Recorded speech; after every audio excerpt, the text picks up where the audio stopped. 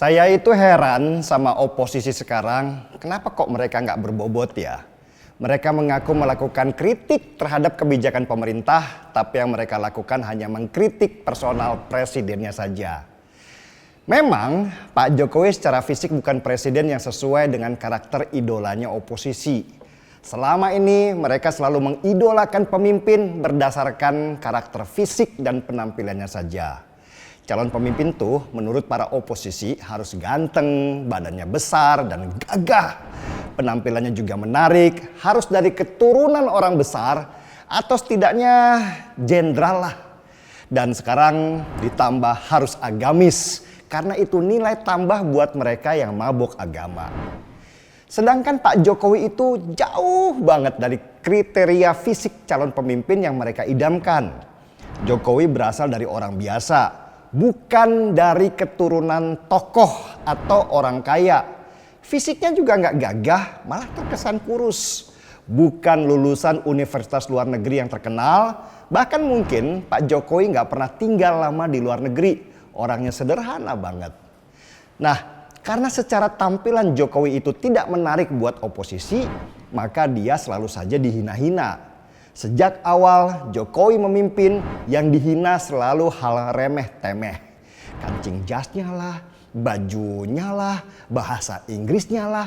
Seolah-olah itu hal yang sangat penting buat oposisi, bukan dari hasil kerjanya.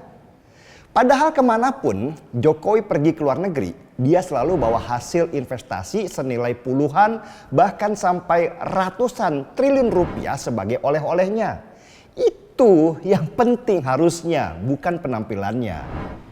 Yang lucunya lagi, banyak pemimpin dunia, bahkan sekelas Amerika dan Cina, sangat menghormati Jokowi sebagai presiden Indonesia.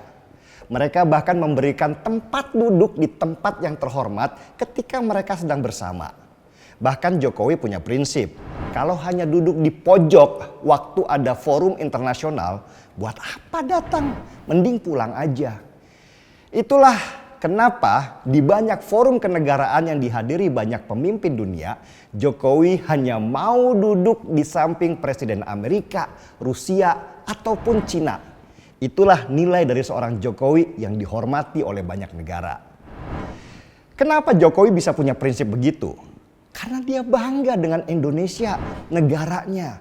Menurut Jokowi, Indonesia ini negara besar, bahkan lebih besar dari banyak negara. Penduduknya terbanyak nomor 4 di dunia. Sumber daya alamnya juga kaya. Pulaunya banyak. Lalu kenapa harus merasa rendah diri dan duduk di pojok di mana nggak dilihat sama sekali oleh banyak pemimpin dunia?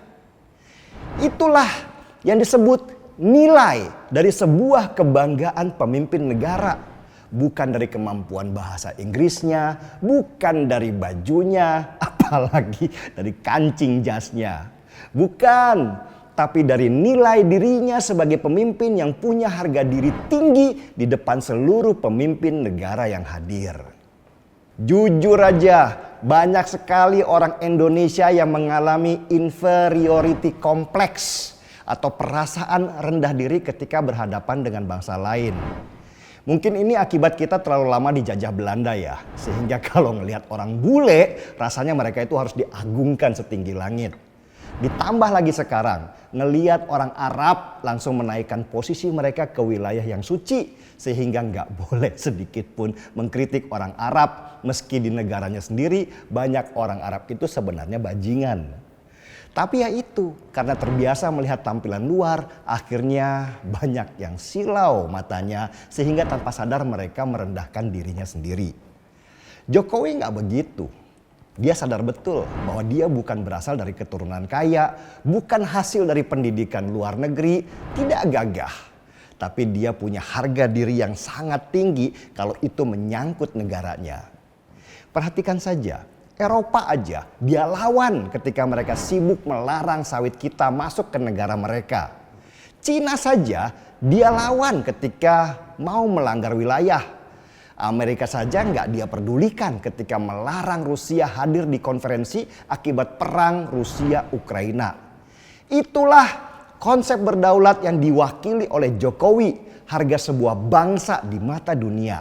Kecil tubuhnya, nyalinya seperti singa. Terus kalau banyak pemimpin negara menghargai seorang Jokowi, kenapa banyak anak bangsa yang menghina presidennya sendiri? Itu karena banyak rakyat Indonesia yang pola pikirnya itu belum berkembang. Mereka sekali lagi hanya sibuk melihat tampilan luar seseorang, silau dengan bungkus sehingga nggak fokus pada isi. Makanya masih banyak orang yang tertipu dengan penampilan luar seseorang. Ada orang yang menipu dengan pamer-pamer mobil mewah, langsung ikut investasi di sana. Akhirnya ketipu ratusan juta. Ada yang menipu dengan bawa-bawa agama, langsung ikut memasukkan duit ke sana. Akhirnya nangis ngadu ke polisi. Seperti beli kucing dalam karung, nggak tahu itu kucing hitam, kucing oren, atau malah kucing garong.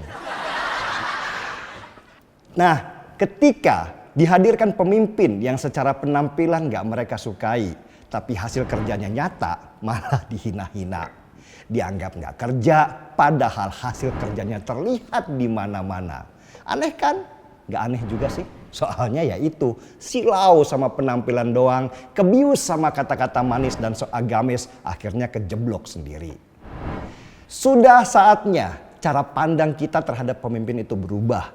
Yang dilihat adalah hasil kerjanya, bukan penampilannya. Yang dikritik itu kebijakannya, bukan kancing jasnya, bajunya, atau malah bahasa Inggrisnya.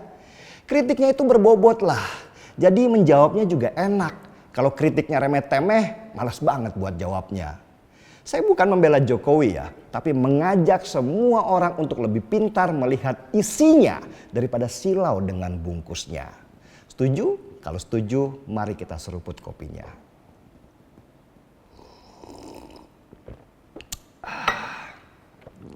Gaspol.